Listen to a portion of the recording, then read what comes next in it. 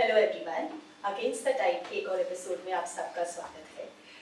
ये एक सीरीज़ है कॉन्वर्सेशंस की जो हम राइटर्स, प्रैक्टिशनर्स और अलग अलग कलाकारों के साथ करते हैं, जिनके काम से हमें बहुत प्रेरणा मिली है, जिनके काम ने सवाल उठाए हैं, खासतौर से सत्ता से और लहर के अगेंस्ट जाके काम करने की कोशिश करी है।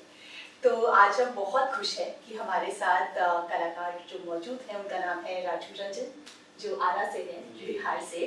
मैं एक छोटा सा परिचय दूंगी बातचीत शुरू करने से पहले। राजू जी एक थिएटर आर्टिस्ट हैं, जन गायक हैं और संघर्ष के गीत और जो क्रांति के गीत है वो गाते हैं, जनता के बीच जाकर गाने गाते हैं। और आज पिछले 2-3 साल से वो अपना जो परफॉर्मेंस है वो जीरो पावर कट के साथ मिलकर डेवलप करने की कोशिश कर रहे हैं, पीयूष कश्यप के साथ भी। और जो जीरो पावर कट है एक रिसर्च और डेवलपमेंट लैब है, जहाँ पे साथ में मिलकर प्रोडक्शन पे काम किया जा रहा है। और ज़्यादातर जो आर्ट्स, एस्थेटिक्स और भाषा है उसमें जाति का जो रोल है उसको बारीकी से देखा जा रहा है, समझने की कोशिश की जा रही है। तो आपका बहुत सारा समय इस काम में गुजर रहा है ज़्यादातर। और राजू जी से हमारी मुलाकात अभी हाल में ही हुई इस अक्टूबर जैम, जिसका नाम लाइटनिंग है, मिंचू कन्नड़ा में बिजली, हिंदी में जो मलाका एनुअल आर्ट्स फेस्टिवल है, उसमें हमने एक शाम रखी थी गदर को याद करने के लिए। और उसी में राजू जी से मुलाकात हुई पहली बार हमारी। तो पहली बार ऐसा रहा कि हम बैठ के इस तरह से बात कर रहे हैं यहाँ पर। तो थोड़ा समझने की कोशिश है कि आप आपकी कला के बारे में, आपकी सोच के बारे में, आप कहाँ से आ रहे हैं और किस उम्मीद के साथ आप काम कर रहे हैं।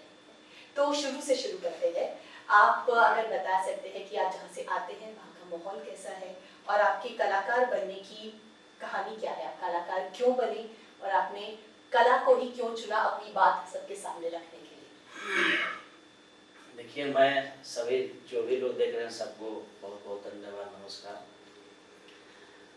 तो मैं बिहार में एक जगह है भोजपुर, जिसका सिटी है यार, मैं वहाँ से आता हूँ। और वहाँ से शहर से मेरा 15 किलोमीटर दूर गांव है। गांव का नाम मेरा फरादा हुआ।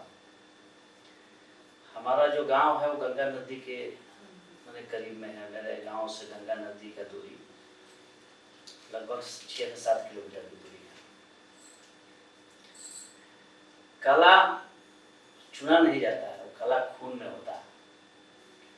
तो मेरी माँ शादी विवाह के अवसरों पर गीत गाया करती थी, वो मैंने सुना। देन एक मेरे भाई थे, बड़े पापा के लड़के, वो भी लौंडा नाच जो हमारे बिहार के फेमस है उसमें परफॉर्म करते थे as a artist, as a singer. Then हमारे तरफ लौंडा नाच का क्रेज बहुत था। लौंडा नाच, गुण नाच और कहें तो मन जातीय कला में हमारे सिमरैनी। तो बचपन में मैं देखा, वहाँ से भी प्रेरणा मिला। और फिर माँ से, माँ गाती है तो होता है कि हमारे तरफ लोग बोलते हैं कि कला जो है खून में रहता है, कहीं ना कहीं वो कीड़ा आपके अंदर आता है। तो वहाँ से मेरा जर्नी शुरू हुआ है। और मैं स्कूलिंग से ही, बचपन से मैं गाने में शौक रखता था। तो वहाँ से जर्नी शुरू हुआ। और फिर कॉलेज कैंपस में जब मैं आया, 9th में जब मैं था स्कूलिंग में ही, तो छात्र संगठन आयशा से मेरा मुलाकात होता है। आयशा इसलिए मुलाकात होता है कि एक आंदोलन हम लोग किए थे स्कूल में, और आंदोलन में नाम कटता है। पुनः हम लोग आंदोलन, तमाम जो दलित सोसाइटी के जो हमारे सीनियर थे सब लोग मिलकर हम लोग के पक्ष में आंदोलन करते हैं। उन्हें उस स्कूल में मेरा नाम लिखाता है। तो वहीं से हम पॉलिटिक्स की ओर, जो है छात्र राजनीति की ओर मेरा झुकाव होगा कि भाई हमारे लिए लड़ रहे हैं तो इनके साथ उनको भी। इसलिए कि मेरा जो सवाल है, मेरा जो समस्या है, तो मुझे ही लड़ना होगा, माध्यम तो कोई होगा ना। तो वहाँ से फिर शुरुआत हुआ। और फिर ऐसा में मैं गाने लगा। ऐसा के आयोजनों में मैं लगातार गाता बजाता रहा। और 500 लोग, 1000 लोग कहते थे वाह भाई क्या गाते हो। तो एक एनर्जी मिलता था कि चलो मैं संघर्ष को गीत गा रहा हूँ। तो ये है। और इसका सफर कैसा रहा है कि जब आप कह रहे थे कि अगर मेरी कहानी है तो मैं ही बताऊंगा ना, और आप वो गीत के माध्यम से अपने ही लोगों में लेके जा रहे हाँ, हैं। तो वह चीज पीयूष के साथ मैं जब जुड़ा इधर बहुत लंबा समय के बाद, पिछले 2 साल से पीयूष मेरे मित्र हैं, और पीयूष से मुलाकात कराने का एक माध्यम एक दूसरा लड़का था। पहला काम में हम लोग लाइन मिले नहीं थे, फोन से डीलिंग हुआ कि ये करना है वो करना है। तो पहला काम मुझे खुद समझ नहीं आया कि मैं कर क्या रहा हूँ। तो उसमें मेरा सिर्फ था, उनका टेक्स्ट था हिंदी, मुझे भोजपुरी में उसको ट्रांसलेट करना था। तो जो टेक्स्ट उन्होंने लिखा था वो टेक्स्ट पूरा हमारा जो गांव का अगल बगल का जो शब्द था ना, जो कहानी था, वो टेक्स्ट में दिख रहा था। जो दर्द था, मजदूरों का दर्द, नौजवानों का दर्द, पलायन का दर्द, मतलब जाति का जो दंश होता है गांव में। तो फिर मुझे लगा कि यार बंदा तो मेरा ही बात कर रहा है। तो वो उनके साथ काम किया, मुझे और इंटरेस्ट बढ़ा। फिर वो दूसरा टेक्स्ट मुझे भेजे, फिर मैंने उस पर भी काम किया। तीसरा जो टेक्स्ट उन्होंने भेजा कि राजू भाई हमको कुछ और अलग करना है। तो टेक्स्ट उन्होंने भेजा नहीं, मुझे कहा कि ये सब्जेक्ट है भाई, इस पर तुमको कुछ करना है, आपके अंदर जो है उसके बारे में आप सोचो। तो मेरे लिए चैलेंजिंग ये था कि हम हर दिन कहीं ना कहीं बिजी रहते हैं और काम उनका है, तो मैं क्या सोचूं। तो उन्होंने बोला कि आपके दिमाग में जो चीज आ रहा है उसको लिखो या वॉइस रिकॉर्डिंग करके रखो। उस प्रोसेस के थ्रू हम लोगों ने मैंने काम किया। मैं पीयूष को भेजता था, पीयूष को फिर बोलते थे। तो उसमें एक जो था कि कलाकारों के ऊपर जो है ना, कलाकारों को कहा जाता था अभी भी गांव में, परिवार के लोग भी कहते हैं। जैसे मेरे ही पापा जो थे, हमको पढ़ाई लिखाई कि बेटा मेरा जॉब में जाएगा, नौकरी करेगा तो परिवार का कुछ आर्थिक स्थिति बदलेगा। इसलिए कि एक मिथ है गरीब सोसाइटी के लिए कि जिसके परिवार में जॉब है, नौकरी है, तो वही परिवार थोड़ा सा डेवलप हुआ है। जिसके परिवार में नौकरी नहीं है वो परिवार डेवलप नहीं है। लेकिन बचपन से तो मुझे आदत मैंने लगा गाने बजाने में, मन तो इधर लगा। तो उसमें एक मैंने लिखा कि ते मौगा कह ना चलिया। तो वो मैंने सेंस, जब लौंडा नाच करते थे लोग ना, तो उनको जो वहां का जो सामंत वर्ग होता है, बड़ा बढ़िया लौंडा बान हो, कितना बढ़िया लगा तो कितना बढ़िया लगा था। तो वो दिमाग में मेरा घूमने लगा, वो शब्द मैंने सुना हुआ शब्द है। देन परिवार में देख लो सर लोग पढ़ाई नहीं, मैंने शब्द भाषा का प्रयोग करते थे लोग कि इनको देखो पढ़ाई लिखा है और ये जो है कि ये करने लगे, यही करने के लिए तुमको थोड़े पढ़ाए। लोक कलाकारों को मैंने शुरू से इज्जत के भाव से नहीं देखा गया। तब मैंने गाना लिखा था, ते मौगा कहे नचनिया, ढोड़ी पर रख दे चवनिया, कलकारी हम ना छोड़ब लेदारी, खून में बाटे कलकारी हम ना छोड़ब लेदारी, खून में बाटे। तो हमारा तो खून में है, इसलिए कि लोक कला तो हम ही से आया है, हमारे ही लोग तो करते थे। तो इस तरीके से अभी चल रहा है। अभी भी सवाल उठाते हैं घर पर? ना, अब तो सवाल उठाने वाले रहे नहीं। पापा नहीं रहे, मम्मी नहीं रही, लेकिन हाँ पत्नी आज भी मुझे नहीं समझ पाई है कि मैं क्या करता हूँ। इसलिए कि देखिए गीत संगीत का जो हम करते हैं ना, मैंने कहे कि हम प्रतिरोध की संस्कृति पर काम कर रहे हैं। प्रतिरोध की संस्कृति सेंस कहें कि जुल्म के खिलाफ जो आवाज उठ रही है उसके हम गायक बनते हैं। महिलाओं के खिलाफ कोई आवाज उठ रही है तो उसमें मैं गाता हूं। देन किसानों की आवाज, तो जहां प्रतिरोध है और डायरेक्ट सत्ता से प्रतिरोध है, तो उसके खिलाफ मैं गाता हूँ। और जो बाहरी जो बजरवादी जो संस्कृति है, जो पूंजीवादी संस्कृति है, उसका रूप अलग है। तो आम गांव में लोग उसी संस्कृति को जानते हैं, ना कि हमारी संस्कृति को, जो मन व्यापक जो दर्शक है। और हमारा जो संस्कृति है, बहुत कम लोग जो है, जो उस मोमेंट के लोग हैं, जिनका जो वाकई में जिनको लगता है कि नहीं ये मेरे लिए गा रहा है, तो हमको लाइक करते हैं। तो ये है। और आप कह रहे थे कि जैसे अब आपने हाल में खुद से भी गाने लिखने शुरू करे हैं, जो भी आप बता रहे थे आपका जो प्रोसेस रहा है, और कुछ गाने जैसे मैं देख रही थी तो कुछ जातिवाद के बारे में भी है, कुछ इंटरकास्ट प्यार के बारे में भी है। तो वो प्रोसेस कैसा है? तो वो प्रोसेस तो देखिए, शब्द का जो चुनाव था मेरे लिए बहुत चैलेंजिंग था।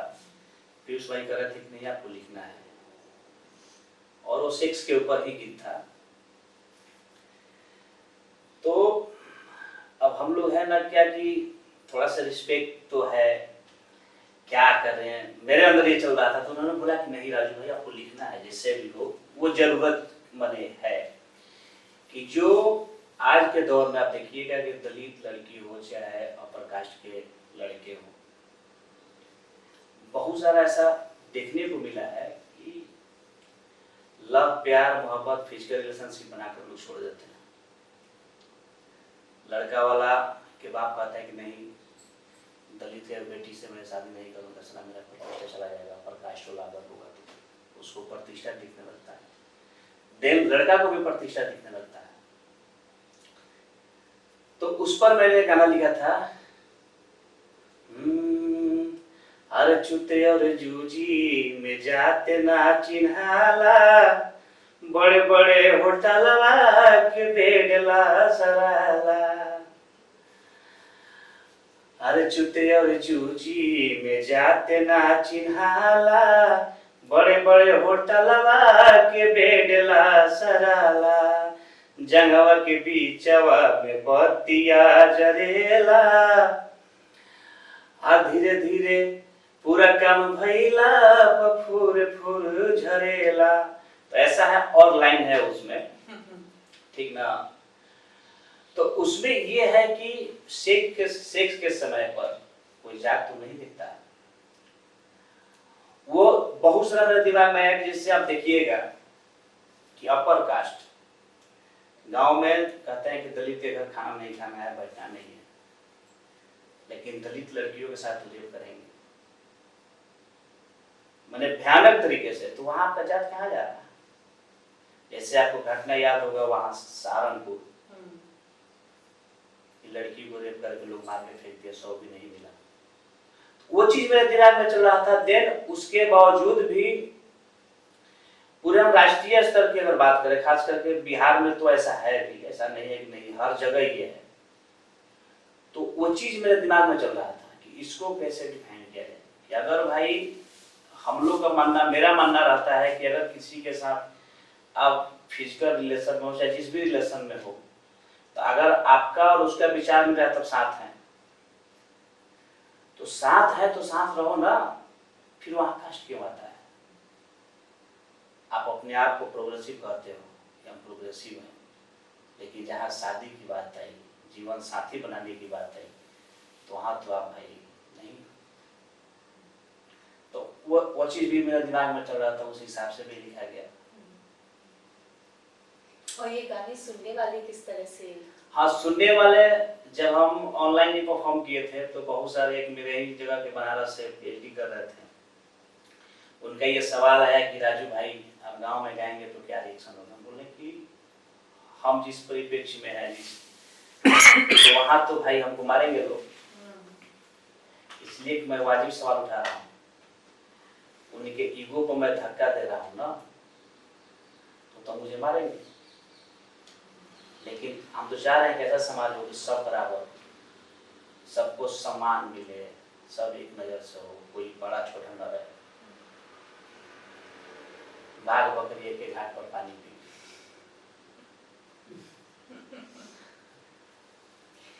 कल एक और बात है जो शायद इससे जुड़ी हुई भी है। अब हम जब बात कर रहे थे, आप बता रहे थे कि किस तरह से पॉलिटिक्स में कला और कला में जो पॉलिटिक्स है उसमें बहुत अंतर होता है। अंतर तो बहुत भयानक है। देखिए, इसको इस रूप में समझिए कि हमारे तरफ एक कहावत है कि दही चूड़ा खाइएगा कि चूड़ा दही खाइएगा। अब उसका भी सेंस को आप समझना पड़ेगा कि दही चूड़ा का मतलब हो गया कि दही की मात्रा ज्यादा, चूड़ा की मात्रा कम, और चूड़ा दही का मतलब हो गया कि चूड़ा की मात्रा ज्यादा, दही की मात्रा कम।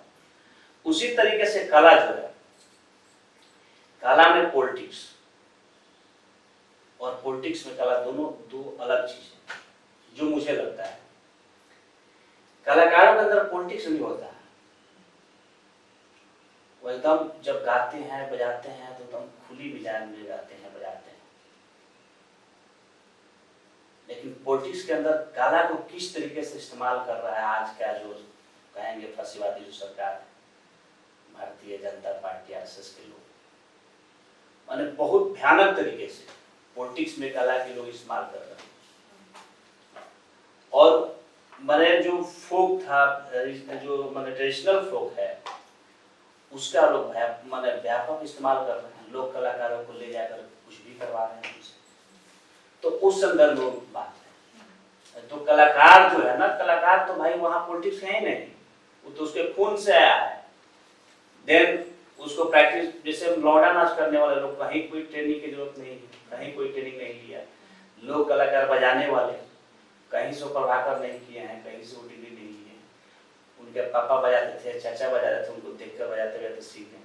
गांव में महिलाएं जो शादी विवाह में गाना गाती है, कहीं से कोई ट्रेनिंग नहीं लिया। कोई पढ़ी लिखी महिलाएं नहीं होती। मेरी माँ नाम तक नहीं लिखना जानती थी, लेकिन मेरी माँ के पास कम से कम 5000 गाना हुआ करते थे। नॉन स्टॉप था, गाती थी एकदम नॉन स्टॉप। झूमर, सोहर, ढोंकच, क्या आप सुनिएगा। 2-3 गीत मैंने माँ का भी सीखा है। सुनाइए ना। एक माँ का गीत था, झूमर है। अरे झुमरिया एगो गावा हो, देखब तो हर कमरिया। झुमरिया एगो गावा हो, देखब तो हर कमरिया। अरे सड़िया तो हर बढ़ले बा, सायवा तो हर बढ़ले बा। हो तोहनी नाच के देखाव हो, देखम तो हर कमरिया। तो ये महिलाओं का जो गीत है उसमें है। और गीत है, ठीक ना, एक ये है, गाती थी जो मुझे अच्छा लगता था। फर गईले निमुआ बोलर गईले, डढ़िया से ना आइले। फर गईले निमुआ बोलर गईले, डढ़िया से ना आइले। परदेसी बलमुआ से ना आइले, परदेसी बलमुआ से ना आइले। तो इस तरीके का बहुत मैंने माँ से मैंने पहली बार सुना। देन ये लोग भी बहुत प्रचलित गीत है। और ये गाने किसी खास मौके पे गाए जाते हैं? हाँ, झूमर जो है शादी विवाह में ज्यादातर गाए जाते हैं। और फर गिले नीबुआ में वो श्रृंगार रस का गीत है कि नींबू पत्ती लगाए थे और वो नींबू फर भी गया, फूल फुलाया पहले, फिर फर गया और पत्ती जो है बाहर में आते तो हम नींबू का शरबत पिलाते, नींबू का अचार खिलाते। तो वो है। और कल जब हम इवेंट के दौरान भी बात हो रही थी कि कला को अक्सर कई बार मनोरंजन के माध्यम से भी देखते हैं। हाँ। पर क्या कला का जो मकसद है उसके आगे भी है? आप इसको किस तरह से देखते हैं? देखिए, मुझे तो लगता है ना कि कला मनोरंजन के साथ साथ, मनोरंजन तो है, तो कला के भी 2-3 तरह का रूप है। जैसे लोक कला मनोरंजन है, लेकिन उसके अंदर में बहुत सारी बातें। अब श्रृंगार रस का गीत है तो स्वाभाविक है कि मनोरंजन है। तो मनोरंजन है तो श्रृंगार में क्या है, महिलाओं का वर्णन है कि उसका कान का बाली कैसा है, मेकअप कैसा है, कैसा कपड़ा है, वो है उसमें। तो मुझे जो लगता है कि कला जो है ना, मनोरंजन के साथ साथ एक कलाकारों का और आम जनमानस का जीवन भी है। जैसे अभी के दौर की मैं बात बता रहा हूं आपको कि एक गीत आया है, भीड़ फिल्म का गीत है। कोरोना काल का जो दौर था, जो प्रवासी मजदूर थे, ये डॉक्टर सागर ने लिखा है और बिरहा गायक है उत्तर प्रदेश के ओम प्रकाश यादव ने गाया है। उस गीत को अगर आप सुनिएगा ना तो पूरा आपको गांव का याद आएगा। अब उसमें अगर मैं सुना रहा हूं, खुनवा पसीना सहरिया में भैया, कौड़ी के भाव में बिकाइल बा, चल उड़ चल सुगना गौवा के ओर, जहां माटी में सोना हेराइल बा, माटी में सोना हेराइल बा। घर अगनैया के सपना सजा के, मशीनियों से बेसी दहिया खटौनी,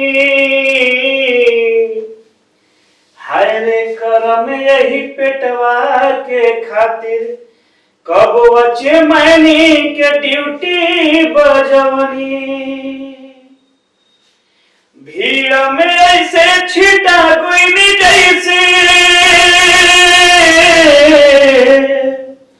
भीड़ में ऐसे छीटा गई जैसे, बोरा से सरसों छिटाइल बा, चल उड़े चल सुगमा गौवा की ओर, जहां माटी में सोना हेराइल बा, माटी में सोना हेराइल बा। इसमें और दो तीन अंतरा है। तो इस गीत में क्या कर रहे हैं, मैं बता रहा हूं कि दलित सोसाइटी की स्थिति यह है कि अगर प्रवासी मजदूर अपने घर लौट के चले जाए ना, सभी प्रवासी मजदूर, तो उनके पास रहने का घर नहीं। मैं केवल बिहार की बात नहीं कर रहा हूँ, मुझे हर जगह की मैं बात कर रहा हूँ। जो दलित SC ST OBC जो अपने जंगलों में अपना घर बना कर रहे हैं, उनको भी तो सरकार करे कि भाग जल जंगल जमीन की लड़ाई लड़ रहा है। अब उसमें ऊपर लिखते हैं डॉक्टर सागर एक और बहुत बढ़िया लाइन मुझे लगता है कि कौन कानून में हम धरईनी, कौन बहेलिया बिछावे रे जा, काहे भइल बा इतना लाचारी, सुई दवाई गोटिकिया मुहाल, हाकी में लोग कीड़ा मकोड़ा बुझे, कीटनाशक हमन पर छिटाइल बा, चले उड़े चल सुगमा गौवा के ओर, जहां माटी में सोना हेराइल बा। माने बड़े बड़े जो लोग हैं ना, दलित मजदूरों को जो है कीड़ा मकोड़ा समझते हैं। तो मैंने उन्होंने लिया कहां से? इस गीत में हम क्या कहेंगे, पूरा गांव का वर्णन है। जैसे मैं पीयूष के साथ जो पहला मेरा गाना है जो मैंने लिखा था, अरे काका धरी छन भैंसी चरावस, मकई के खेतवा में सुगा हुल कावस, कुमारा के हाथ के बनल गगरिया, गगरी के पनिया शीतल लागे, मोरा गौवा के मड़ैया सुघर लागे, मोरा गौवा के मड़ैया। तो गांव का जो मड़ई जो है ना, मड़ई मतलब घर, वही मुझे अच्छा लगता है भाई, सुकून से वहां भी रहने। इसलिए कि अभी क्या है कि फुटपाथी जो दुकानदार हैं, जो गांव में आवे तो कहते हैं कि भाई इधर से इधर खाली करो, इधर नहीं रहने का। तो मजदूरों को कहा, माने जो गरीब दलित थे उनको कहीं चैन नहीं है। उनके लिए अगर हम गाना गाते हैं, इसलिए कि हम भी पड़तालीस हैं, हमारे पास भी कुछ नहीं है, तो हमारे लोग हैं, हम उनके लोग हैं। तो उनका दुख दर्द पर काम अगर हम नहीं गाए तो कौन गाएगा? तो ये है। और आपको जिस तरह से आप बता रहे हैं कि आप अपने ही आसपास की कहानी, खुद की कहानी आप गाने के उससे बता रहे हैं, तो आप कई बार और फिर एक विरोध के गाने भी जैसे बोले जाते हैं, क्रांति के गाने, तो ये जो लोकगीत है और क्रांति के गीत है, इनके बीच के रिश्ते को आप कैसे देखते हैं? देखिए, रिश्ता जो है दोनों का दो रिश्ता है। लोकगीत क्या है ना कि लोकगीत भक्ति आंदोलन के पहले जो था, लोकगीत का मुझे जो लगता है कि स्वरूप बहुत अलग था। वहाँ कोई देवी देवता की चर्चा नहीं था, वहाँ प्रकृति लोग मानते थे। आज भी गौड़ नाच जो है वो देवी गीत वगैरह प्रचार शुरू नहीं करते। वो पहले में पूजी भैया धरती हो माता के, दूसरे में पूजी हम आकाश, तीसरे में पूजी भैया जीव जंतु के, ऐसा करके गाते थे पहले। लेकिन आज लोग में देखिएगा ना कि कोई भी गाना आपका शुरू होगा, गणेश वंदना, सरस्वती वंदना, जो वो मुझे नहीं लगता है। भाई हम कलाकार हैं तो हम वंदना क्यों करेंगे? तो एक वो जो पक्ष है ना वो मुझे नहीं जमता है। और प्रतिरोध की जो संस्कृति है, जो जनगीत है, इसमें हम बाबा भीमराव अम्बेडकर, भगत सिंह अम्बेडकर को जीवन क्या था, वो क्या चाहते थे, किस तरह के गांव बनाना चाहते थे, चाहे आज के जो प्रोग्रेसिव लोग हैं किस तरह के गांव बनाना चाहते हैं, उस पर गाना गाने में मुझे अच्छा लगता है। जिससे गाना है, हो वैसन गाँव बना दे, हो वैसन गाँव बना दे, जहाँ अत्याचार ना रहे, जहाँ सपनों में जालिम, जहाँ सपनों में जालिम जमींदार ना रहे, ऐसन गाँव बना दे जहाँ अत्याचार ना रहे। हो सबके मिले भर पेट दाना, सबके रहे के ठेकाना, कोई बस्तर बिना लंगटे उघार ना रहे, ऐसन गाँव बना दे जहाँ अत्याचार ना रहे। तो धुन तो लोक है, लेकिन हम बात किनका कर रहे हैं? उसी लोक कलाकार की मैं बात कर रहा हूँ। इसलिए कि बेहतर गांव बनेगा तो भी तो ही है ना। तो है बस, और क्या। और आपका ये जो सफर रहा है लोकगीत का, फिर आप क्रांति के गीत की बात कर रहे हैं, और जिस दौरान आप बता रहे थे कि आप पार्टी के साथ भी जुड़े थे जी, तो वो सफर भी कैसा रहा, खासतौर से अगर कला के नजरिए से उस सफर को अगर हम देखें? देखिए उस पर तो अभी भी मैं पार्टी के एक मेंबर हूँ और पार्टी के साथ मैं अच्छे से काम कर रहा हूँ। तो मैं अब सांस्कृतिक मोर्चा पर हूँ, और सांस्कृतिक बदलाव क्या हो सकता है, ज्यादातर मेरा फोकस उस पर रहता है। मैं नाटक भी करता हूँ, तो जनता के सवाल क्या है, जैसे एक हम नाटक करते हैं फेंको तेरे देश में, माने आपको याद होगा कि 14 के बाद बहुत प्रचारित हुआ कि भाई 14 के बाद जो है देश को आजादी मिली। सब लोग कहते हैं कि 14 के बाद, वो लोग कहते हैं, हम लोग नहीं कहते, 14 के बाद देश को आजादी मिली, उसके पहले देश आजाद नहीं था। तो 2014 में आए थे तो इन्होंने क्या कहा था, कच्चे दिलाएंगे, काला धन आएंगे, हर साल 2 करोड़ रोजगार देंगे।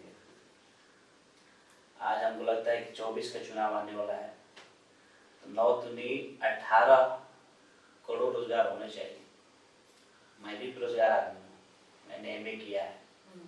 एक था दौर कि अगर हम आर्टिस्ट हैं, अगर हम भी संगीत के शिक्षक होते, कहीं नाटक के शिक्षक होते, तो एक होता कि मेरा जो परिवार का सपना था मैंने पूरा कर लिया, मेरा अपना भी काम चल रहा है।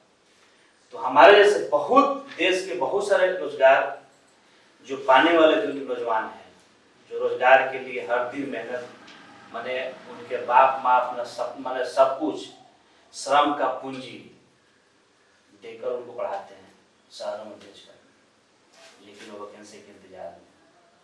तो भाई सवाल तो पूछेंगे ना कि आपने किया क्या है।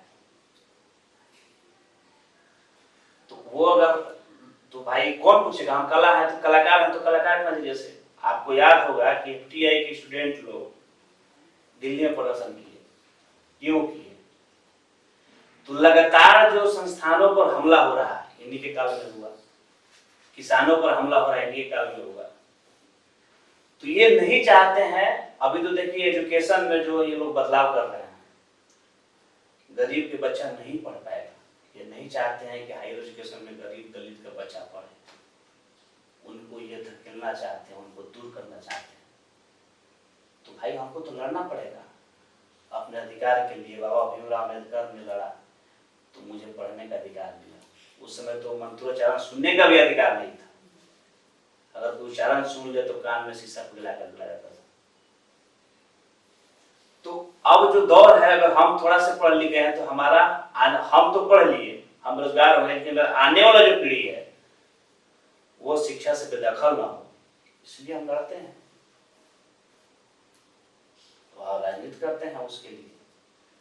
तो इसमें संस्कृति पर भी जो हमला है, संस्कृति की रक्षा तो हम ही करना है, हम ही करना है। आप तमाम तरह के देखिएगा कि मैं पहले भी बोल चुका हूं कि लोक संगीत अश्लीलता बढ़ाने वाले, भोजपुरी की मैं बात करूं तो अश्लीलता बढ़ाने वाले यही लोग हैं। बीजेपी के सांसद हैं दिनेश लाल यादव निरहुआ, पवन सिंह, मनोज तिवारी के गाना एगो है कि रिंकी के पापा तनी प्यार करे, बगल वाली जान मारेली।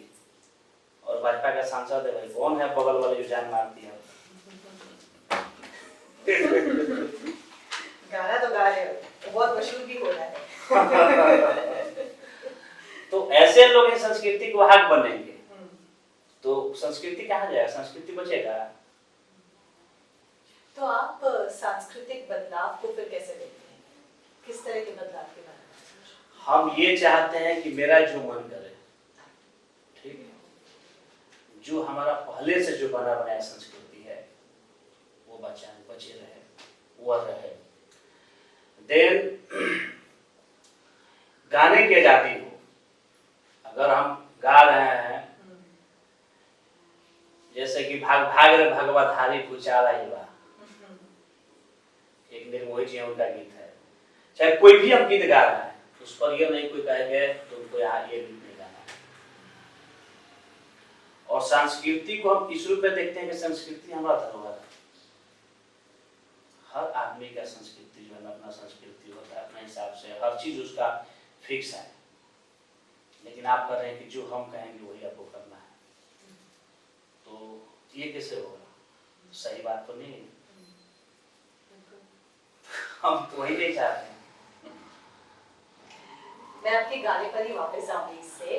आपका एक गाना है जो आपने लिखा है रिसेंटली, पिछले 2 साल में जब आपने लिखने की शुरुआत करी है, जिसमें आपने राम का जो नाम है उस शब्द के बारे में लिखा है कि राम शब्द कोई राजा का नाम नहीं था बल्कि एक ढूंढी का नाम था। आपने बहुत इसका एक पूरा गाना जैसे लिखा। देखिए गांव में एक मेरे बाबा थे, ठीक ना, अध्यात्म में वो विश्वास नहीं करते थे। जब गांव में हम आराम में 7 साल के बाद मैं आराम में आ गया तो गांव जाते थे तो बैठते थे हम लोग, तो वो कहानी सुनाते थे, बहुत सारा चीज ये बताते थे कि राम जो व्यक्ति जो है, राम जो शब्द अभी जो भगवान बना हुआ है, राम शब्द जो है ना था ही नहीं। राम एक मैंने भंगी जो था, भंगी का नाम राम था। उस भंगी के नाम को लोगों ने क्या किया कि पहले राजा बनाया, फिर उसको भगवान बनाया, समझ गए, और आज जो है भगवान है। तो अब बाबा जो कहते थे वो गलत नहीं कहते थे। मैं मध्य प्रदेश नाट्य विद्यालय की पढ़ाई के दौरान मैं यही मध्य प्रदेश में हिंदोई में गया था। वहाँ राम उनका हीरो नहीं, वहाँ लक्ष्मण ही हीरो।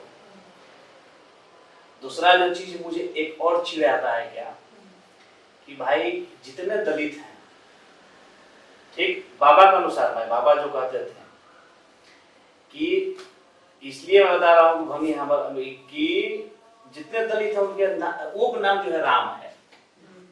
जगजुआ राम, धरीछा राम, काला राम, चिल्ला। लेकिन बाद में जब मैं पढ़ाई के दौरान मुझे मालूम चला कि भाई राम के नाम पर तो हमारा कोई आदमी राम मंदिर में है ही नहीं। मैं 2 बार गया हूँ राम मंदिर में, अयोध्या में शो करने गया तो राम मंदिर में गया। मेरे आदमी तो वहाँ कोई है ही नहीं, सब तोन फुला के एकदम सोना के एकदम सब पहन कर हमारे लोग एकदम एकदम इधर से उधर बैठे हुए हैं, दे दो बार राम दिला दो, बोला मामला। तो भाई राम के नाम पर तुम सब चीज कर रहे हो, तुम पैसा कमा रहे हो, सब चीज कर रहे हो, तो तुम अपने नाम में राम क्यों नहीं लगाते? हम क्यों उठाए राम को भाई? तो मैंने उस समय ही समझ में आया, तो मैंने कहा कि नहीं, मेरे नाम में राम नहीं रहेगा, मैंने रंजन किया। रंजन मतलब होता है रंजित करना लोगों को, तो रंजन रखा मैंने। कब की बात है, कब बदला आपने? ये तो हमको लगता है कि 8 या 6-7 में ही मैंने ये बदल दिया था।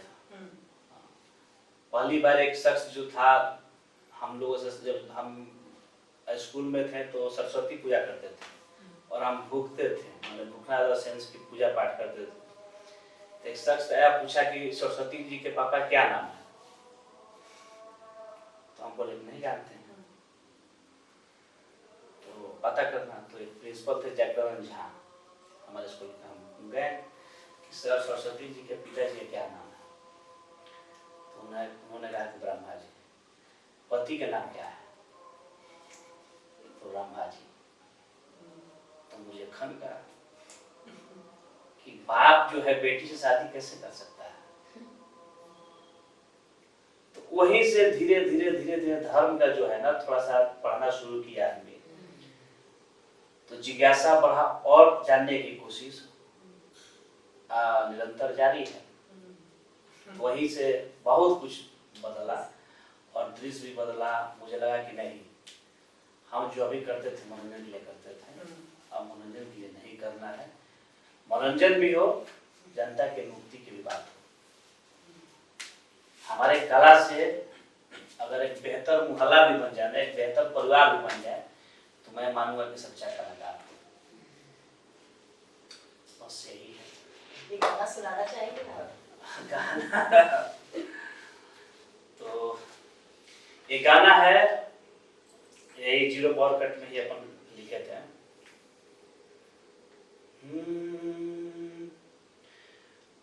ये गीत जो है ना उन महिला का गीत है, उस महिला का दर्द है जो अपना बाल बच्चा घर में छोड़कर शहर का जो चट्टी होता है ना, जहाँ क्या बोलते हैं उसको, चौक चौराहा पर जो टोकरी में सब्जी बेचते हैं, उनका दर्द है। नगर निगम वाला कभी हटा देते हैं कि बाकी रसीद नहीं लगाने का, इसलिए कि उनके पास पैसा नहीं है कि मॉल और दुकान खरीद सके, तो उनके ऊपर वो गीत था। होते भीनु सारो घर से निकलनी से, चली भैनी चटिया बाजार घरवा में छोड़ी गोदी के पहलकवा से, छछनेला जियर मारे। माने होते भिनुसार मतलब एकदम पहले सुबह मैं घर छोड़कर, इसलिए कि जगह पर दूसरा कोई न लगा दे, सामान बेचने के लिए आ गई, छोटा बच्चा को घर में छोड़ दी, यहाँ सब्जी बेच ले, लेकिन ध्यान उसका छोटा बच्चा पर है। टिकली से नूरह पीना तरसेला मानवा से, मर गईले मन केहू लाश है। माने टिकुली सिंदूर जो श्रृंगार होता है महिलाओं का, उसके पास उतना पैसा नहीं है कि वो श्रृंगार कर पाए, माने उसका मन का जो उल्लास रहता है वो मर जाता है। तो आपके गानों में ये भी कि बहुत विजुअल है, जैसे कि आप जो बोल रहे हैं वो देख सकते हैं, एक लिखने का जो जिस तरह से स्टाइल है आपका, और एक और आप एक मेहनत करने वाला जो शरीर है उसके बारे में बहुत गाने लिखे हैं आपने। जो शरीर काम करता है, उस शरीर का उस पे जो असर पड़ता है। जैसे मुझे याद है एक लाइन आपने लिखा है कि मेरे शरीर की बदबू का मतलब है कि विकास हो रहा है। तो इसके पीछे किस तरह से चलता है, और ये जो पसीना, विकास और जाति के बीच का जो रिश्ता है? देखिए, गाने लिखे हैं ना कि मेरे शरीर विकास, इसलिए मैंने लिखा इस तरीके का बात कि श्रम तो हम करते हैं, ये जो घर बना हुआ है ये श्रम का ही देन नहीं था,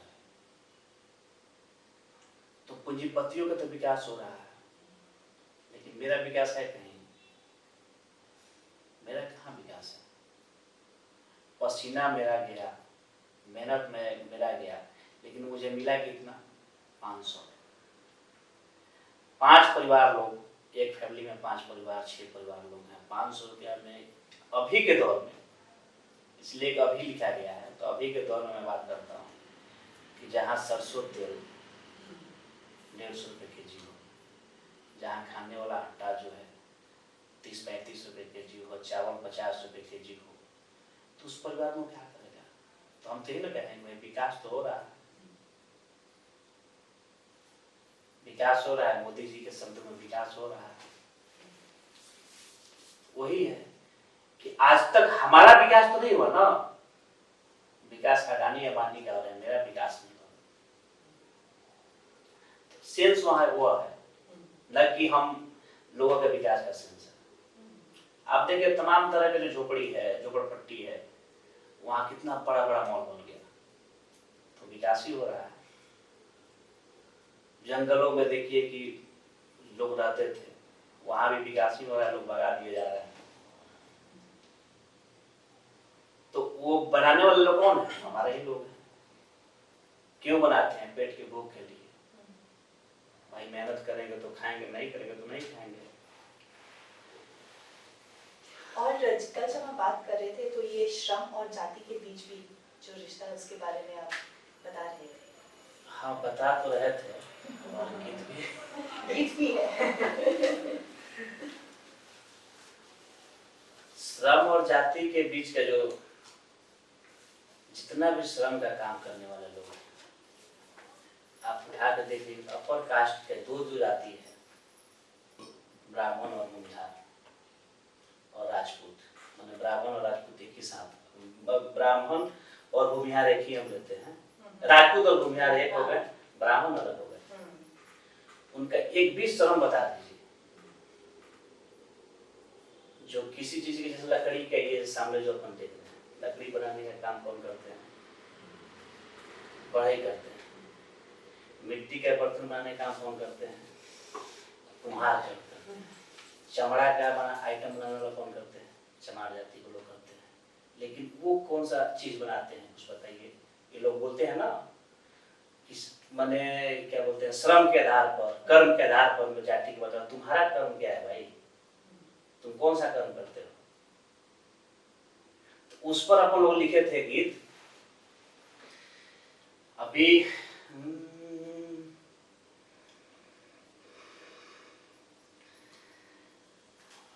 ये गीत है, याद कर रहा है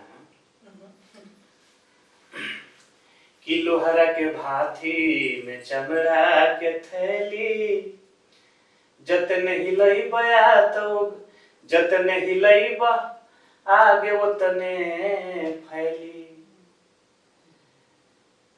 लोहरा का भाथी जो होता है, जो लोहार जो होता है, जो लोहा को गर्म करता है, ऐसे ऐसे हिलाता है तो उसमें भाथी लगा रहता है जिसमें हवा पंप करता है, ऐसे जो चमड़े का होता है। जतने हिलेवा तो उतने फैली, लोहा गरमा के हथौड़ा दबा के, लोहा गरमा के हथौड़ा दबा के, ऐसे ही कुछ है। और कतरनी बनाना, चमड़ा काटने का कतरनी भी बनता है उसी से, हंसिया भी बनता है फसल काटने का उसी से, कुदाल भी बनता है उसी से। तो इस टाइप का है कि तमाम तरह के जो काम करने वाले जो लोग हैं, वो तमाम लोग का तो ये है ना, क्या बोलते हैं, कोलैबोरेशन कहेंगे ना, तो वो सब लोग का जो संबंध है वो एक है। लेकिन गांव में आप देख लीजिए, गांव में तो सबका अलग अलग काम ये लोग कहते हैं कि है, लेकिन कोई काम एक दूसरे के बिना नहीं होता है। लेकिन ये लोग क्या करते हैं कि उसका मोहल्ला अलग है, उसका मोहल्ला अलग है, इसके नहीं, इसके घर नहीं खाना चाहिए, इसके घर नहीं खाना चाहिए। तो हम लोग ये भी करते हैं कि हमारा और पीयूष का ये था कि भाई तमाम तरह के लोग जो हैं जब एक हैं, उनका सामान बनाने का जो तरीका है एक दूसरे के साथ मर्ज किया गया है, तो निर्माण में तो सबका योगदान है। तो फिर जाति की बात कैसे आ गई कि हम उस जाति में शादी नहीं करेंगे, उस जाति में शादी नहीं करेंगे, है ना? जब तमाम तरह के लोग जो हैं, अब जैसे हर जाति के लोग ये बनाते हैं, वो बनाते हैं, एक दूसरे में समाहित है, भाई जाति शादी करने में क्या दिक्कत है? तो उस हिसाब से हम लोग सोच रहे थे कि इंटरकास्ट मैरिज क्या है, तो वही सब है, बहुत उस पर डिटेल में नहीं जाऊंगा। आप कहते हैं ना वो जो जाति आश्रम का काम नहीं करते, हाँ, वो ये काम करते हैं, फिर चाबी करते हैं। हाँ, वही चाबी करने का सही। काम। पर आपके गानों में ये बहुत साफ झलकता है, आपके जिस तरह से आप देख रहे हैं अपने आसपास। तो इसमें है सबका योगदान है, इसमें आप लोग का भी कम योगदान नहीं है। इसके साथ हम खोल सकते हैं आई थिंक मंच बाकी लोग के लिए भी, अगर आप कुछ पूछना चाहते हैं, जोड़ना चाहते हैं, कुछ लग रहा है।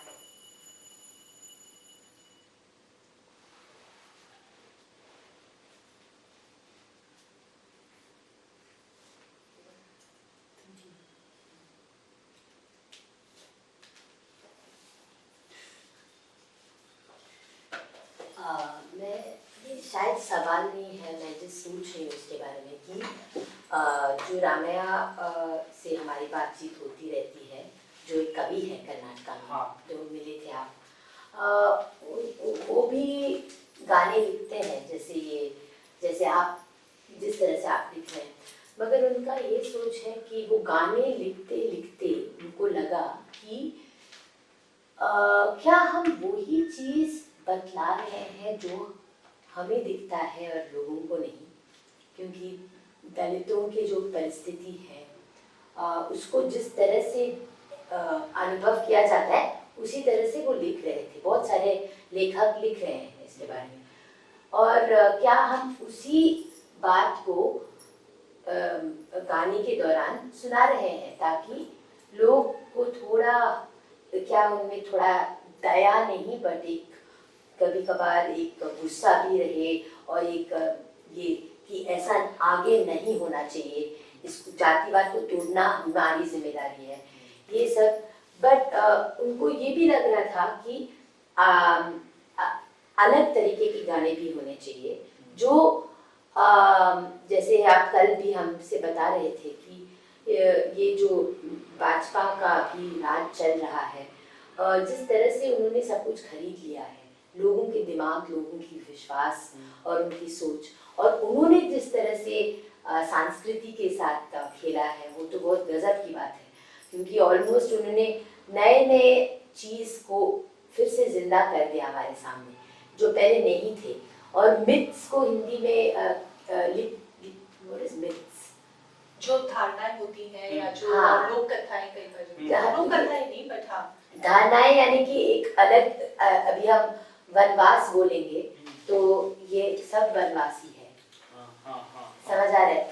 तो वो हमारे साथ सवाल पूछ रहे थे कि अभी हमारा टाइम क्या है, अगर एक लेखक को क्या किसके बारे में सोचना चाहिए, कहाँ से ये लड़ाई का शुरुआत हम करें, क्योंकि ये बहुत और क्योंकि रीति रिवाज की जैसे वो काफ़ी लिखते हैं रीति रिवाज के बारे में, जो अलग अलग जाति नीचे जात के जो बहुत सारे लेयर्स हैं, उन सब लोग का जिस तरह से वो खाते हैं पीते हैं, उनका रहन सहन रीति रिवाज के बारे में वो बोलना चाहते हैं, बट वो ये भी कह रहे हैं कि उस जगह में भी घुस गया है बीजेपी अभी, तो उसको तोड़ना, और वो फिर एक हिंदू धर्म की तरह आगे बढ़ गया है ऑलमोस्ट कई जगह में, तो ये बहुत डिस्टर्बिंग।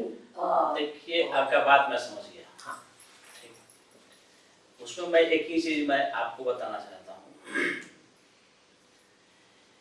कि आप देखिएगा कि बहुत सारे हिंदू जो है ना बौद्ध धर्म अपनाया। किस लिए अपनाया कि हिंदू धर्म में बहुत सारा ये है फला चिल्ला मैंने, आप समझ गए कि मैं क्या कहना चाह रहा हूँ। बौद्ध धर्म अपनाया, वहां भी क्या हो रहा है, आप कभी विजिट कीजिए। मैं महाराष्ट्र में गया था, औरंगाबाद, नागपुर, तो बौद्ध बिहार में क्या है ना कि जैसे हमारे तरफ का हिंदू जो है मंदिरों में जब शादी विवाह होता है, चाहे कोई अवसर होता है, घर में कोई शुभ काम होता है, तो वहाँ कार्ड लेकर जाते हैं, पहले मंदिर में चढ़ाते हैं कि शुभ हो। शुभ कार्य जो भी करेंगे तो मंदिर से शुरुआत उनका होता है। उसी तरीके से बौद्ध बिहार में भी बौद्ध धर्म के लोग भी शुभ कार्य करने पहले बौद्ध बिहार में जा रहे हैं, वो चढ़ावा करना है, तो वो तो संस्कृति नहीं हुआ ना। हमको एक नए तरीके से एक नया समाज की ओर ले जाना होगा। कल्चर कहां से आया है आप देख लीजिएगा। पहले यहाँ का भाषा क्या था, पाली था। पाली था ना अपने धर्म का भाषा। पाली से प्राकृत हुआ, प्राकृत से संस्कृत हुआ। संस्कृत भाषा जो है क्यों आपको और हमको समझ में नहीं आती, उन्हीं को क्यों समझ में आती है? कारण उन्हीं का त्याग किया हुआ भाषा है, तो उन्हीं का त्याग हुआ संस्कृति भी है। तो हमको तो एक हमारा संस्कृति क्या होगा तय हम न करेंगे, वो तय करेंगे। हमको चेंज वहां तक करना है कि हमारा संस्कृति क्या होगा, इसे तय हमको करना है कि ना कि दूसरा कोई करेगा। तो इस लेवल कास्ट फैक्टर की मैं बात बार बार इसलिए कर रहा हूं। देखिए कास्ट पॉलिटिक्स नहीं डेवलप होने का बहुत सारा, जो मुझे लगता है रीजन बहुत सारा है। महाराष्ट्र के अंदर चाहे मांग जो है वो सोचता है कि मैं इससे ऊपर वाला हूं, मातंग जो है वो सोचता है कि नहीं इससे मैं नीचे वाला हूं, महार सोचता है कि नहीं मैं सबसे बाबा साहब का करीबी वाला हूं। तो उसके अंदर का जो डिवीजन है ना वो बहुत घातक है। उस पर कोई काम करना नहीं चाह रहा है। कुछ ही लोग जो है जो काम करना चाह रहा है। जैसे बिहार में भी वही है, दलित जातियों में 22 जातियां। तो अगर अपर कास्ट के लोग पासवान जाति के घर चला जाता है तो उसको लगता है भाई इसकी जात पात तो है ही नहीं, उससे तो समस्या का समाधान है नहीं। आप कौन है ये पहले आपको जानना पड़ेगा, वहां से शुरू कीजिए। हमारा संस्कृति हमारा तो संस्कृति पहले से भाई बहुत रिच रहा है ना। जब राजघराना, जब संगीत, क्लासिकल संगीत ये लोग बनाए, हम लोग तो नहीं बनाए। हम तो पहले से जब इंडियन सिविलाइजेशन, जब बोली का भाषा का विकास नहीं था, उस समय भी तो हम लोग शिकार करने जाते थे, तो शिकार करके आकर नाचते थे, गाते थे। हमारा संस्कृति अपना था, लेकिन उस संस्कृति में लोग अपना संस्कृति डाल दिया। तो हमको अपना संस्कृति जो था उस पर फोकस करना है। देन अभी का संस्कृति की आवश्यकता है हमारे सोसाइटी के लिए, हमारे बच्चों के लिए, हमारे महिलाओं के लिए, हमारे बूढ़े गार्जियन के लिए। एक चीज और मैं कहना चाहता हूँ, देख लीजिएगा कि हमारे दलित सोसाइटी में भी क्लास बहुत जबरदस्त रूप से जो है ना डेवलप किया है। अब क्लास को समझने के लिए मैं इसलिए बता रहा हूं आपको, क्लास क्या है। क्लास का पॉलिटिक्स जो, जैसे मैं जिस दलित सोसाइटी चाहता हूँ उसमें कोई अच्छा पैसा वाला हो गया और हम डाउन टू अर्थ हो गए, तो अपने घर में बुलाने में उसको शर्म होता है। मैंने खुद देखा है, लाइव मैंने देखा है। मैं अपने घर को उदाहरण दे रहा हूँ। मेरे बड़े पापा का लड़का जो है, मैंने बहुत पैसे वाले हैं, भोपाल में घर है, शादी में मैं गया था ना उनके, तो राजू यार वो फलूला टुकड़ी दिला के रख दो, वो ये कर लो। ऐसे मैं वहां नौकर था, मैं वहां भाई नहीं था। अगर आप भाई समझते थे जिस स्टेटस में आप हैं, जो कि मैं भी अपने से बहुत अच्छा कपड़ा पहन कर गया था, अच्छा शूज पहना था, एनालिसिस मुझे हुआ अपने से कि मैं उसके बराबर का नहीं, इसलिए मुझे जो है वो काम दे रहा है। क्योंकि उसके घर में उसको आदत है भाई, वो खुद नहीं करता है, दूसरे से कराता है, तो दूसरे को पैसा देना पड़ेगा, इसको पैसा नहीं देना पड़ेगा। तो वो जो चीज हुआ है ना, उसको भी आपको, वही तो घातक है। बाबा भीमराव अम्बेडकर कहते थे ना कि हमको तो सबसे खतरा है अपने समाज के उन पढ़े लिखे लोगों से जो समझ नहीं पा रहे हैं कि हम क्या करना चाहते हैं। आज दलित पॉलिटिक्स की अगर बात किया जाए तो दलित पूरा देश भर में SC ST OBC का संख्या कितना है? 85%। सत्ता पर आपको रहना चाहिए था, आप क्यों नहीं है भाई? आप क्यों नहीं है? नहीं रहने के कारण बहुत सारा आप खुद आप रीजन, चंद स्वार्थ में आप अपने ईमान बेच देते हैं। तो यही है उनका जो कहने का जो मतलब है ना, मुझे यही लगता है कि उनके श्रम का गीत होना चाहिए, उनके श्रृंगार का गीत होना चाहिए, उनका बच्चों का खेल का गीत होना चाहिए। मुझे जो लगता है उनके रहन सहन का गीत होना चाहिए, उनके मनोरंजन के और क्या आयाम हो सकता है उसका गीत होना चाहिए, न कि जो पहले से तथाकथित बनाया गया है वो होना चाहिए।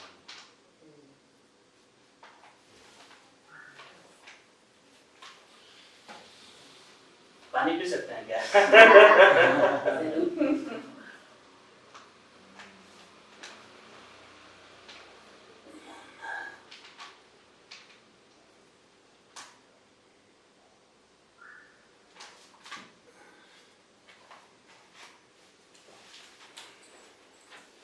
ये उससे भी जुड़ा है जब सांस्कृतिक बदलाव की बात कर रहे थे, किस तरह के बदलाव की तरफ काम कर सकते हैं, आप करना चाहते हैं? अब देखिए उस पर बदलाव करने का तो बहुत हमने बताया ना कि हर चीज में आधार क्या हो सकता है, उस पर काम करने की जरूरत है।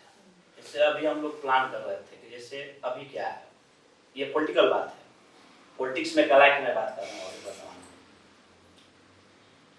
कि 14 के बाद सबसे ज्यादा अगर हमला हुआ है ना तो दलितों पर जबरदस्त तरीके से हमला हुआ, उनके राइट्स को छीने जा रहे हैं। संविधान जो है, बार बार जो लोग कहते हैं कि संविधान खतरा में नहीं है, हिंदू राष्ट्र, आप हमको हिंदू मानते हो, सही बात है, लेकिन मंदिर में प्रवेश करने से रुकते हो, नए संसद भवन बनाते हो, लेकिन संसद भवन में राष्ट्रपति को तुम नहीं बुलाते हो, क्यों? को दलित है कि मतलब जहां लोकतंत्र पर बात होगा, देश की राजनीति पर बात होगा, वहां चोल वंश 12वीं शताब्दी में था ना चोल वंश, उस समय के चोल वंश को बुलाकर तुम जो है राजदंड लेकर नए संसद भवन निर्माण करते हो, तो तुम कौन सा संस्कृति बनाना चाहते हो? तो बात तो होना चाहिए ना। अभी लोकतंत्र पर जो खतरा है, जो समाज पर जो खतरा है, जो SC ST OBC के लोगों पर जो खतरा है, उसको बचाने का हम जिंदा रहेंगे। जो कॉलेज कैंपस पर जो खतरा है, स्कूलों पर जो खतरा है, जो शिक्षा पर जो खतरा है, उसको बचाने के लिए हम लोग प्लान कर रहे हैं कि 24 में पूरे देश के संस्कृत कर्मियों का एक रेला बने और कुछ बड़ा किया जाए। ये है प्लान। तो हम हमारे दोस्तों के साथ इस साल से अब बहुत सारे चर्चा चल रहे हैं। एक तो सोच है कि दलितों की बात दलितों को खुद रखना चाहिए और उन्हीं को बोलना चाहिए, उनका हक है सवाल उठाने का, जगह को लेने का, यानी जो भी है।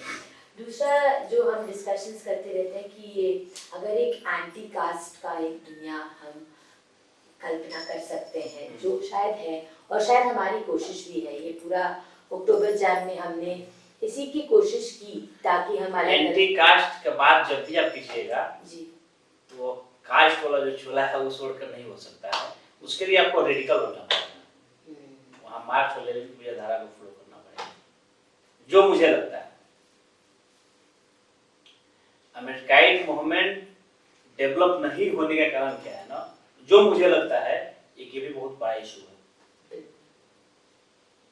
ये लोग कहते क्या है अपने जात के लोगों से मिलो, अपने जात के लिए गाना गाओ, अपने जात के लिए सब कुछ करो।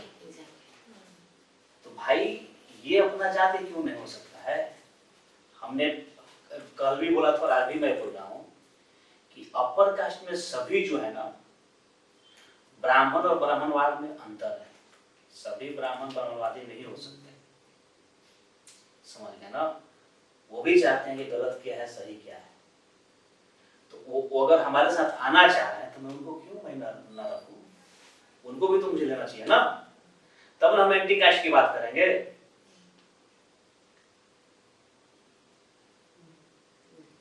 उनको तो लेना पड़ेगा। तो यही है। तो आप क्या सभी को एक कास्ट का चोला छोड़ना होगा? हाँ जी जी जी जी, चोला तो सब कुछ छोड़ना पड़ेगा।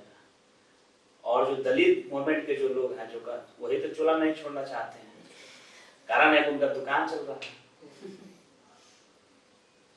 सबसे तो बड़ा उनका हथियार कास्ट है ना भाई, वही छोड़ना नहीं चाह रहे, इसलिए उनका दुकान उसी से चल रहा है।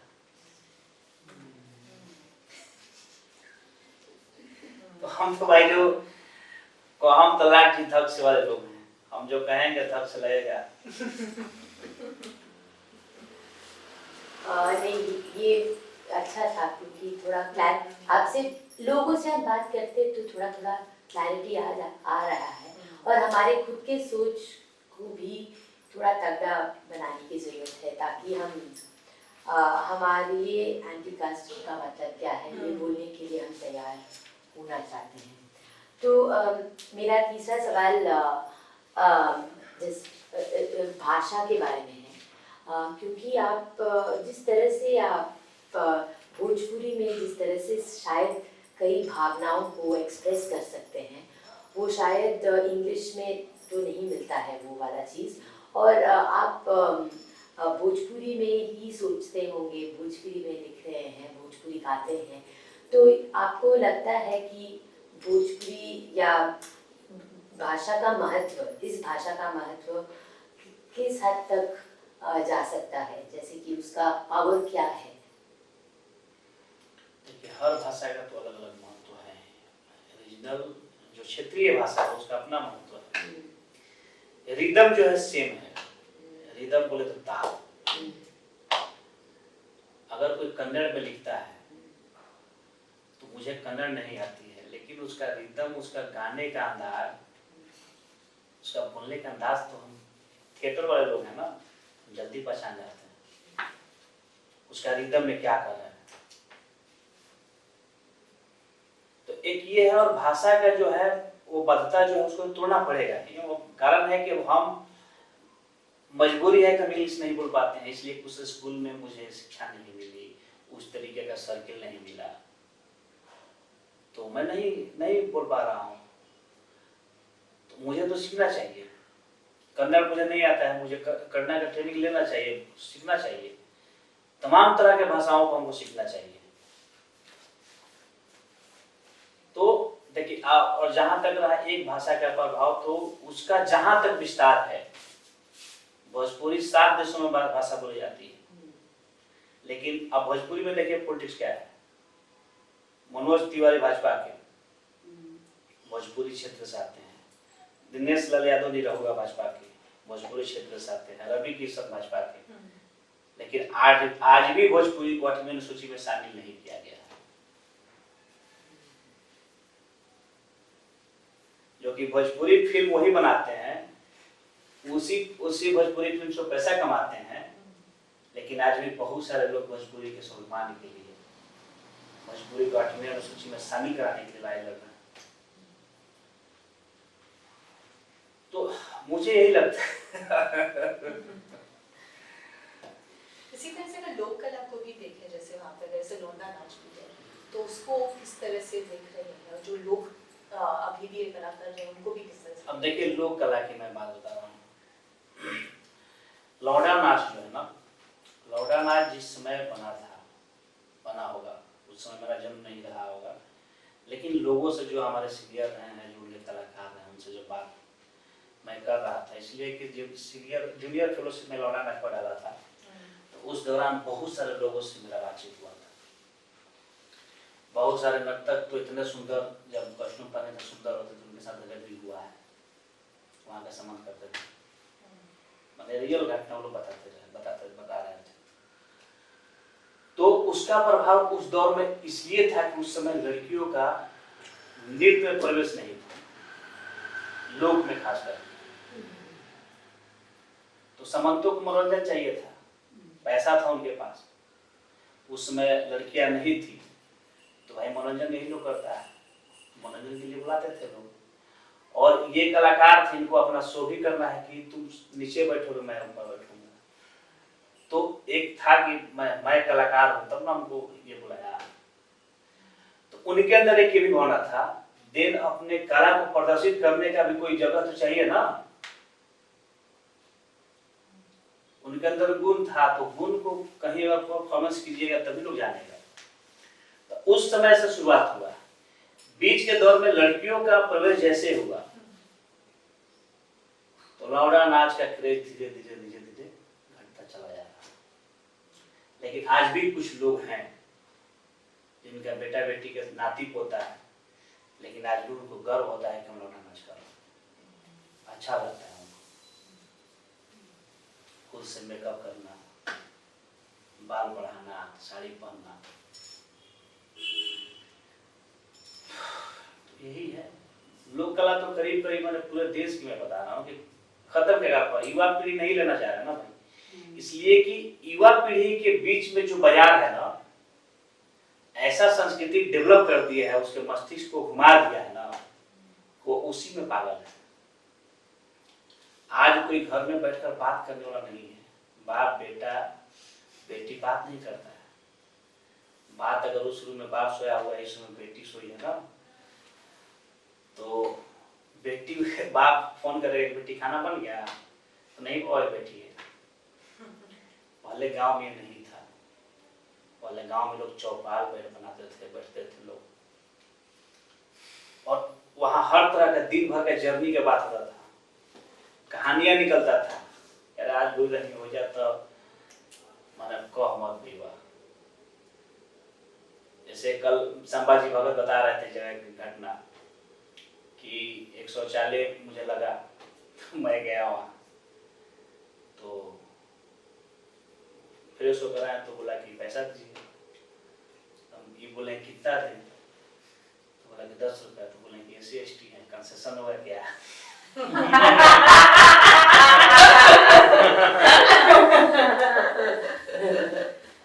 हम लोग इतना से खाते हैं, निकलना कितना है।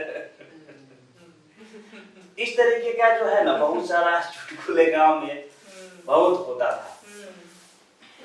अब वो कल्चर धीरे धीरे समाप्त हो गया, हो रहा है। मोबाइल पर जो आपको दिया जाएगा वही आपको मिलेगा।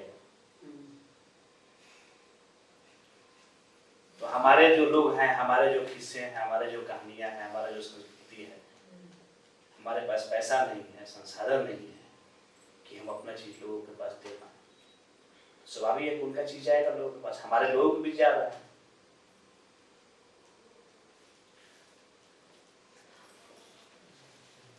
क्योंकि आप ये मनोरंजन वाली चीज में यानी कि लोक कला, लोक ये जो ज्यादातर मनोरंजन के लिए तैयार हो रहे थे समुदाय के लेवल पे, और अभी जो आप क्रांति वाले गीत गा रहे हैं, और कल संभाजी ने कहा और बहुत सारे लोग आई थिंक इवन रूमी ने कहा कि हम यहाँ मनोरंजन देने के लिए नहीं आए हैं, ये कुछ और बात, यहाँ कुछ और चल रहा है।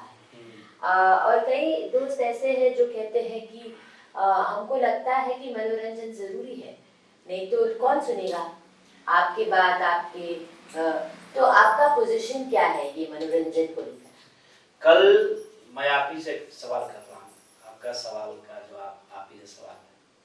कल जो मैंने परफॉर्म किया, चाहे जितने भी परफॉर्मेंस हुआ, वो प्रतिरोध के परफॉर्मेंस, गाने जितने भी सुने, क्या उसमें मनोरंजन था कि नहीं? तो मनोरंजन अलग से क्या देना है भाई?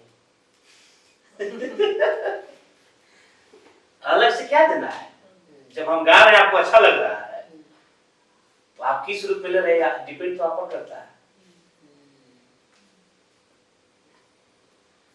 पर डिपेंड करता है ना, लेकिन हम यही चीज देंगे, हम वो नहीं देंगे। पर कुछ लोग ऐसे भी देखते हैं ना राजू जी कि जो पॉपुलर है अगर उस तरीके से परोसा जाए तो ज्यादा लोग शायद सुने, उसको भी मनोरंजन की तरह लगता है। देखिए वो जो चीज पॉपुलर जो लोग हैं ना, जैसा क्या है ना, उनका अपना एक फंडा है, वो पॉपुलर इसलिए हुए हैं, वो गाली गाकर वहां पहुंचे हैं, ये गाकर वहां नहीं पहुंचे हैं। तो उनको लोग ज्यादा लोग जानते हैं, तो कुछ भी गाएंगे ना तो अरे फलाना ने ये गाया है, ये गाया। हमारे जैसे जो लोग गाने वाले जो शुरू से यही गाकर वहां पहुंचेंगे ना, तो लोग कहेंगे गद्दर क्या गाया, शुरू से चित्रीय गीत गाए ना। आज उनको याद करने के लिए मैं बिहार से आया, छत्तीसगढ़ से लोग आए, महाराष्ट्र से लोग आए, अब समझिए कि इनका गुंज कहाँ तक पहुंचा। उसी तरीके से मैं बिहार से भोजपुरी में गाने वाला व्यक्ति बेंगलोर में गा रहा हूँ, तो यहाँ लोग कहेंगे ना भाई बिहार में भी कोई है जो इसलिए गीत गाता है, तो वही है। अलग से हम, मुझे नहीं लगता है कि अब मान के चलिए हमारा तरफ रोपनी गीत होता है, धान जब महिलाएं रोपती है ना तो रोपनी गीत होता है, हाँ। श्रम का गीत है, समझ गया, हर तरह का गीत है। जो ये निर्माण जो कुम्हार जो चक्का से नचाते थे ना, उनका गीत था। जो महिलाएं दाल को दरती हैं से जाता में, उसमें महिलाएं गीत गाती थी। कोई गेस्ट आ जाता था घर में, पूरी बनता था ना, तो उस समय भी गीत गाया जाता था। अब नहीं है, सब खत्म हो गया, इसलिए कि हमने सीखा ही नहीं, लिया ही नहीं उनसे। इसलिए कि मोबाइल इतना ना हमको क्या बोलते हैं, मैंने मोबाइल कहें चाहे डिजिटल मीडिया ने इतना ना हमको हावी कर दिया कि मेरे पास समय बचता है तो बस Facebook, WhatsApp, Twitter, other person.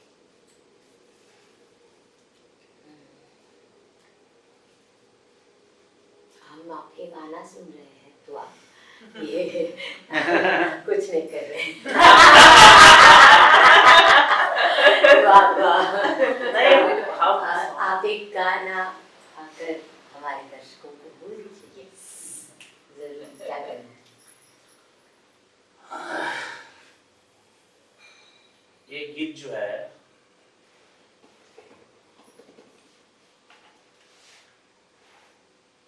ये गीत लिखा हुआ है गोपाल दास जी की रचना है, बहुत बढ़िया रचना है। कि है ना, ये बात आ रहा था ना कि मनोरंजन के लिए क्या, उस पर एक गीत है।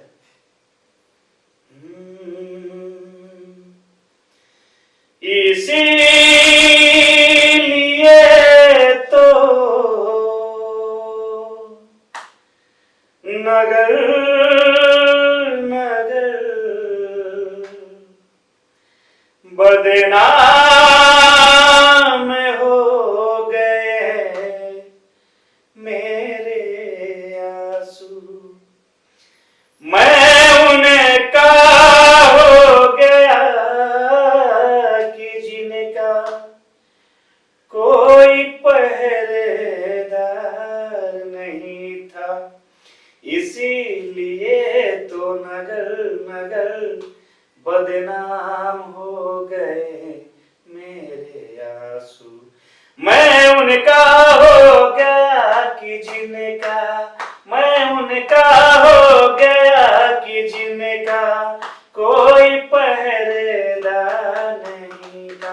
इसीलिए तो नगर नगर बदनाम हो गए मेरे आंसू, मैंने चाहा नहीं कि कोई आकर मेरा दर्द बटाए, बस ख्वाहिश रही कि मेरी उम्र जवानी को लग जाए। चमचम चूनरे चोली पर तो लाखों ही थे लिखने वाले, चमचम चूनरे चोली पर तो लाखों ही थे लिखने वाले, पर देखो मेरी ढिठाई फट कमीजों के गुन गाए। तिल बठोरे मुझे देने को मरघट तक तैयार नहीं था। मैंने जो भी गाया उसमें, मैंने जो भी गाया उसमें करुणा थी, सिंगार नहीं था। इसीलिए तो नगर नगर बदनाम हो गए मेरे आंसू।